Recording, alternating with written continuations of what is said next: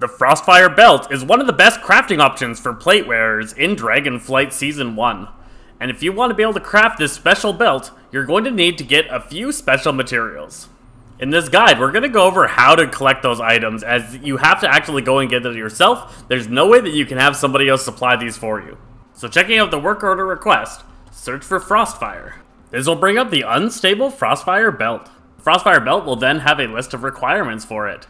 A Spark of Ingenuity, some Primal Chaos, Frosty Soul, Fiery Soul, and Frostfire Alloy. And of course, the infusion that you want to use. Let's go to the auction house and grab the materials that we need. So the Spark of Ingenuity you must have gotten from one of the Spark quest lines, or you can trade in from the coins you receive from your vault if you don't take any of the items available. For the other parts, we can find the Frostfire Alloy in the auction house. Picking that up for 940 gold per on my server. You're gonna need 13 of these. Next up is the Frosty Soul and Fiery Soul. So if we were to search these on the auction house, nothing's gonna come up for either one. This is of course because you cannot actually buy these. Instead, you need to get a special item that engineers can make called a Zap Throttle Soul Inhaler. So we're going to grab one of those. You should be finding these for about 2,000 gold. The Zap Throttle allows you to pull a soul out of a powerful elemental. This is going to be needed for the next step. So pick up one of these in World of Warcraft. If you're trying to use the Zap Throttle Soul Inhaler to try and inhale a soul, and you're finding no souls are showing up in your bag, it's possible you're missing the soul cage. As the Zap Throttle Soul Inhaler says, empty soul cages not included. So run on over to the auction house and search soul cage.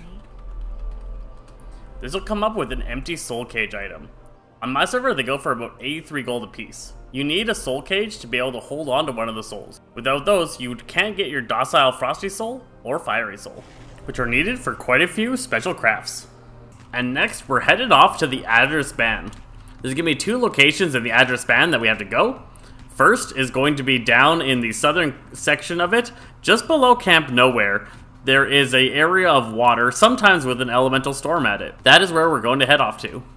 So once you're here, look around and try and find one of these big icy revenants.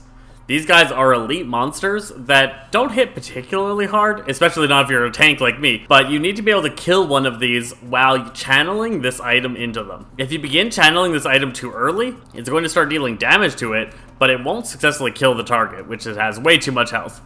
You're going to have to burn it down to probably around sub 6% and then begin channeling. Also be careful, these creatures have several knockback effects that will end the channel process, and you're going to have to wait 30 seconds before you can restart channeling. So once they're low health, wait for the knockback and then start channeling into them to kill them with that channel. That will then create a encaged Frosty Soul that you have to wait 15 minutes for before it'll turn into a docile soul. The Zap Throttle also has a 15-minute cooldown, so we're going to have to wait.